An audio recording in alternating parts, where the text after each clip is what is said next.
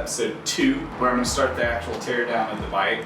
I'm going to start by pulling the seat off, pulling the battery, then we're going to do the rear wheel, followed by the airbox itself, then the gas tank, and the last thing I'm going to pull off is the evap system. I'm going to dig into that, we'll see what happens. So it's a super straightforward process with the seat and the battery.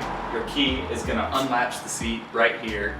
Once you have that up and out the way, we're going to disconnect the 2 battery terminals, pull the strap, and then we're just going to set the battery off to the side.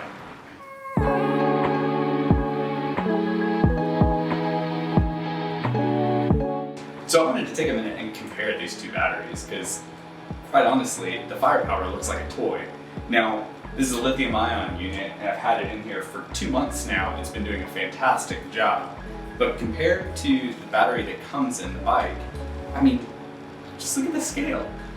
I did weigh them. The firepower unit is going to save you 8.5 pounds before we do anything else to the bike. 8.5 pounds just in the battery. So next up, I'm going to start the removal of the rear wheel, and the basic steps to that are we're going to pull the nut off the rider's right-hand side, pull the axle through. We're going to roll the wheel forward and up in order to get the chain around the sprocket, and then we're going to remove the wheel at that point and set it off to the side. Do know that you're going to have spacers on each side. Those tend to fall out. It's okay, just try and note the order where they're going to go when you reassemble it. So that axle nut is going to be a 27mm, which I'm not going to sit here and call out every tool you're going to need as I go through this, but that is a little abnormal. It's probably not in most basic tool sets. So in case you have to go buy one of those 27mm.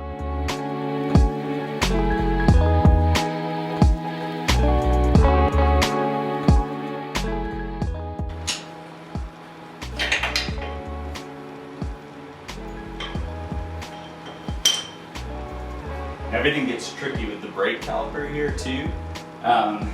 So it's got a groove that it's sliding in and you kind of need to get it out of the way. I don't remember exactly how I did that before, so we'll kind of see as I go along.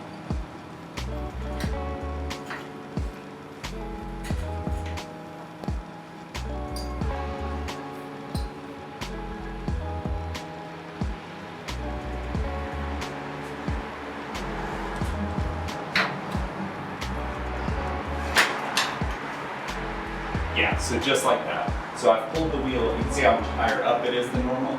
That allows the caliper to come free, which then you can slide the brake bracket off of its post. But I can also, from that side, there goes the spacer. From this side, I can get the chain off the sprocket.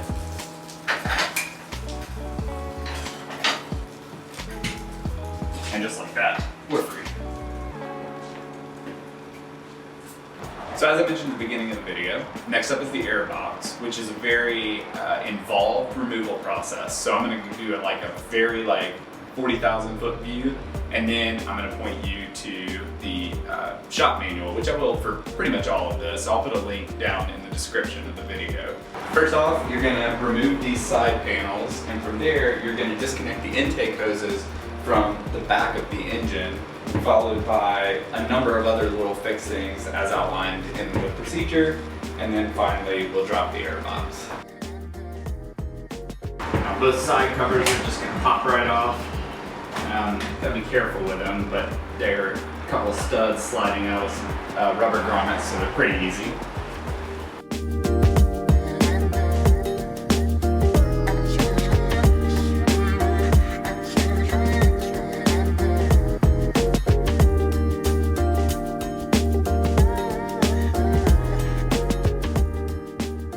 Are you recording?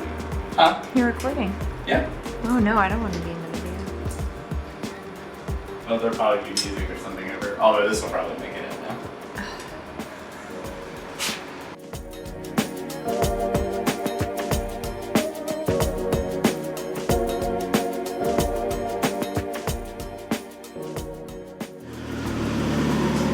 That's my wife's Fiat 500 and a Mark, and that's like one of the best things also that you can get for, certainly for under $10,000. Maybe under 50.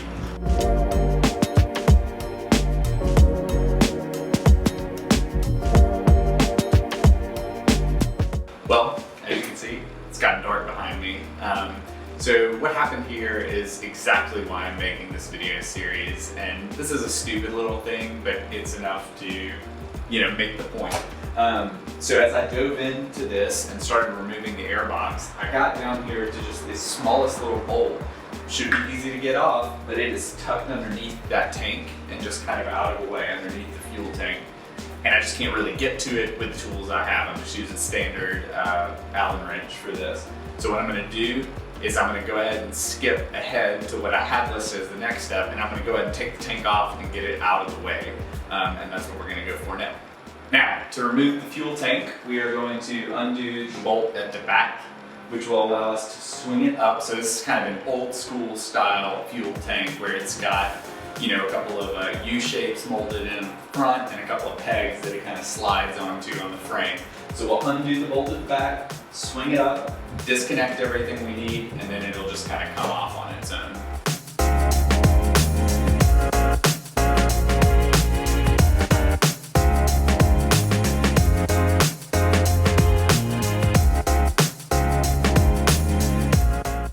So once I started pulling the tank, I actually realized that the way the indicators are mounted, if you have the front fairing is actually in the way. So I've gone ahead and pulled that off, and now I'm back on the tank.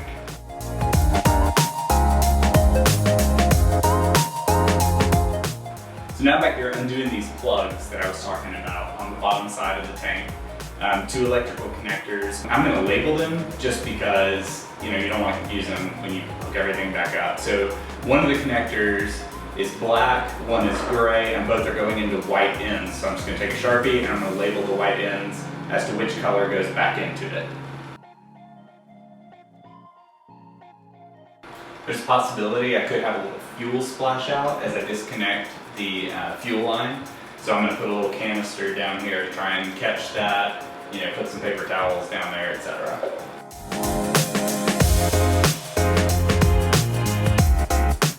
Okay, so with those 2 connectors free and the fuel line removed, it should be good for me to just pick it up and lift it out now.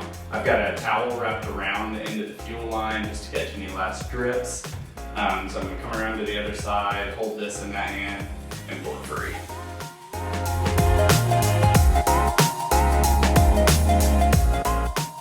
But another hindrance, as again, with the indicators being connected to the tank, they are plugged onto the frame. So I'm going to disconnect my indicators, and then I'm going to pull the tank off. Ta-da! Okay, so now that I've gotten the tank off and out of the way, I'm going to get back on the airbox removal, starting with these stubborn top bolts here.